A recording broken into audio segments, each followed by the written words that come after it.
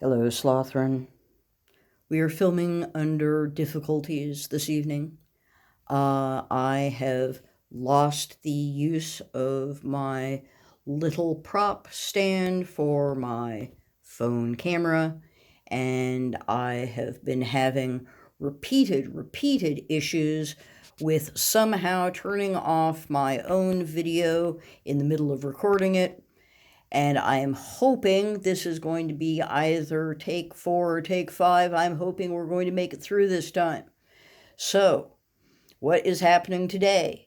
Today, we are going to be doing something practically unprecedented, and it has nothing to do with the little green guy who is next to me. Yes, he is a Baby Yoda-esque little dude. No, he does not even pretend to be Lego. He was purchased a full year before Lego got on the ball enough to produce any baby Yodas, Grogus, whatever you want to call little buggers. And so I had this dude since before there was ever a Sloth City. And I just found him when I was rummaging around today and decided that I was going to add him to Sloth City, so you'll be seeing him around. But that is not what this video is about. This video is going to be a review. And you know that I do not tend to do reviews because you know that Sloth City is not usually the place that gets really a whole lot of new sets. More I'm inclined to just purchase parts and like minifigure parts and pieces, but this is not one of those big fancy sets that you're going to see reviewed by big name people. This is going to be a Sloth City review, and so it is going to be a Sloth City size review. And let's just take a look at what we are reviewing.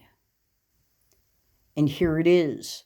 It is this awesome, magnificent, marvelous, wonderful polybag, Shang Chi and the Legend of the Ten Rings, Shang Chi and the Great Protector. And here we have Shang Chi, and that is the Great Protector. And who is Shang Chi? I don't know if you have to ask this, but this is certainly something I had to ask. And I actually looked it up. I found this polybag to be so intriguing that for like the first time I did some research and decided I was going to find out what was going on with this storyline and what was going on with Shang-Chi. And so I looked it up online, and I am now going to tell you the story of Shang-Chi as I understood it. And again, this is not somebody who has seen the movie, looked at a comic book, even looked at pictures, images. I am just basing this on like little synopsis, reviews, question, answer things, and articles I came across online when I looked up Shang-Chi and the Great Protector. And the first thing that you will find out, the first thing that I found out when just looking up the name, is that Shang-Chi is an Asian superhero based on Bruce Lee and Jackie Chan. That's right. That is the first thing that I learned about Shang-Chi. Not about the story itself. I learned that Shang-Chi is based on Bruce Lee and Jackie Chan. Knowing that, I was pretty confident that I would be not incorrect in assuming that this would mean that our Shang-Chi is going to be an Asian superhero with a Western kind of angle.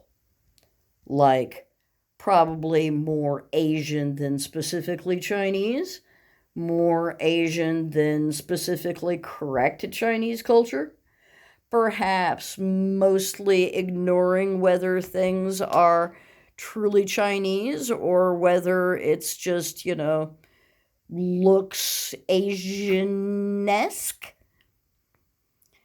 Yeah.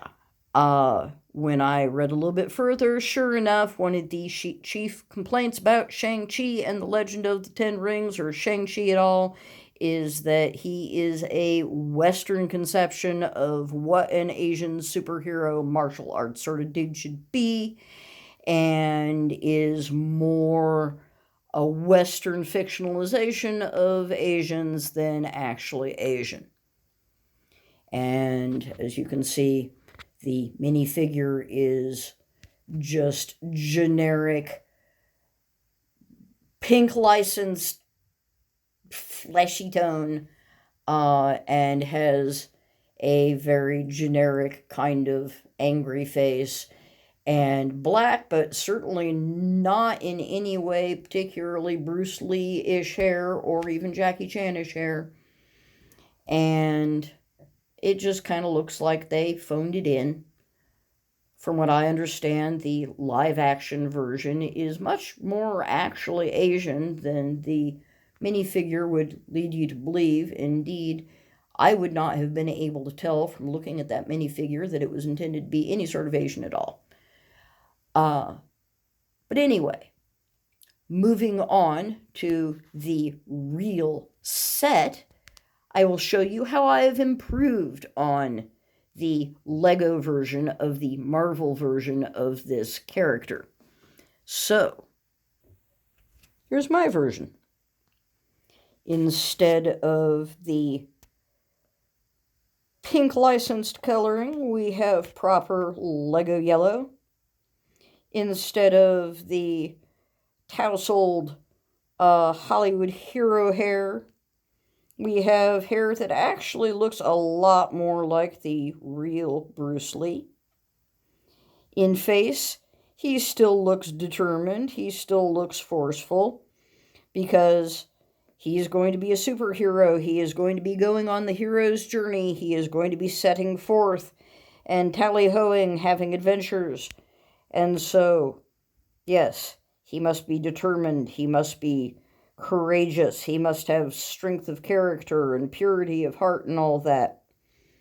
But I think that this Exoforce head that was created to look like, well, admittedly Japanese anime characters rather than Chinese art, but still at least actual Asian based rather than pink licensed, wide-eyed, blah, blah, blah, blah. He's at least got brown eyes, and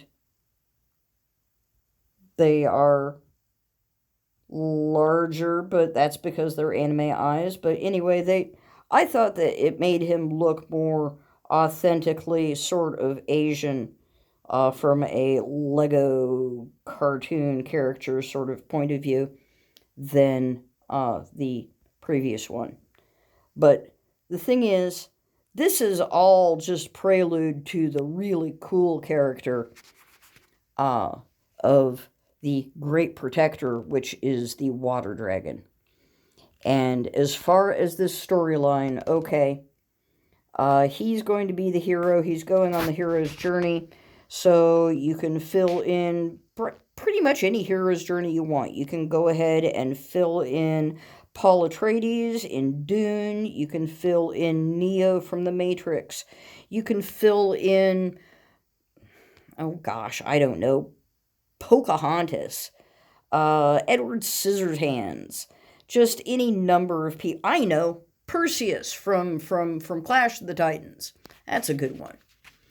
But yeah, he is going, you know that he is going to have to be forced out of his previous situation where he has been growing up in probably his small town, his small mythical town where nothing really has happened except like in times of legend. But something is going to force him out into the world and force him to journey forth and turn into a superhero. You know he has to turn into a superhero or he wouldn't be here. You know that as soon as you walk into the movie. But yeah, he is going to go forth. He is going to be forced out into the world to seek his fortune.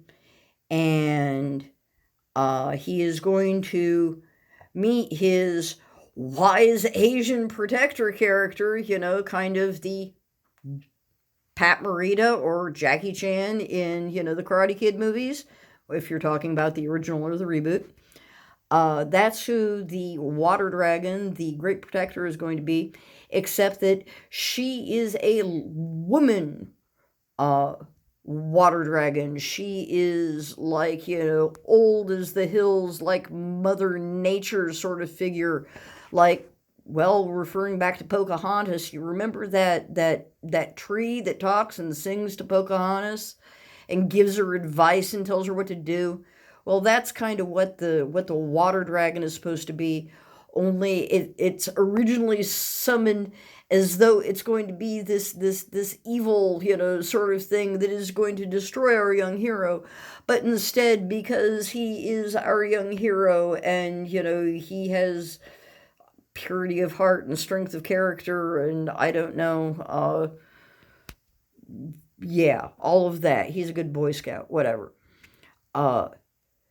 Instead, he has this aged, wise, water dragon creature who can manipulate the water and manipulate the wind, has, superpowers of her own, and just this really, really nifty character, as far as I can tell, probably, much cooler than our supposed hero, and there's apparently some question of whether she might somehow be able to be the actual mother of Bruce Lee Perseus. I don't know. I mean, it's a superhero universe that's got weird alien biology. You've got gods and men, running around together. So sure, why couldn't a water dragon somehow spawn a at least externally, visually appearing human progeny? I don't know. But never mind all of that. That is enough storyline for you. That's as much as I really picked up, actually, because, of course, that's not what I was really reading for. I wanted to read more about the Great Protector, Lady Water Dragon. But now, having said that, I am going to have to try and show you this awesome brick-built, version of the Great Protector. I was going to be able to do this with both hands, but now I can't because of my broken tripod. But first of all, we have a mouth that can open and shut. We have like a fully articulated body that can turn, can angle all of these different angles. I don't know if I can clip that down to keep her from falling over, but I can try. But all of these clips that she is constructed with are all with the ball joints there, which just gives her unparalleled what do you want to call it? She is limber. She is able to twist and perform maneuvers, and you can take her off of the little stand. Well, if you do it this way, you're probably going to break her into pieces. But if you can get her, there we go. If you take her off of the stand, she's got legs that can hold her up. She can maneuver her head. She can move around. She's got awesome horns. She's got, I don't know why she has a beard, except that I assume she wanted a beard, and she is welcome to have a beard if she wants one. Any woman can have a beard if she wants one. That is a fine thing to have. It makes her look distinguished. And she's got what I would call kind of sort of flamey pieces, but of course she's supposed to be a water dragon, so I'm assuming those are more like scales or feathers or fins or something. But yeah, she, and she's got like what would be glowing eyes. She's got the translucent blue eyes. but she can maneuver. She is so maneuverable. She can do anything that she wants to do. She doesn't have to fall over. There we go. There she is, holding her head up like Anubis. She is awesome. And with that little piece there, we can put our young... Just a second. Sorry, dude.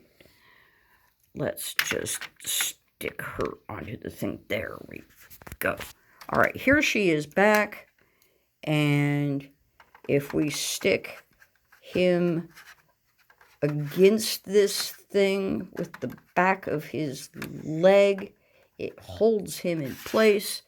And then there we go. There is our fine young hero. And he is riding his wonderful great protector mom figure water dragon.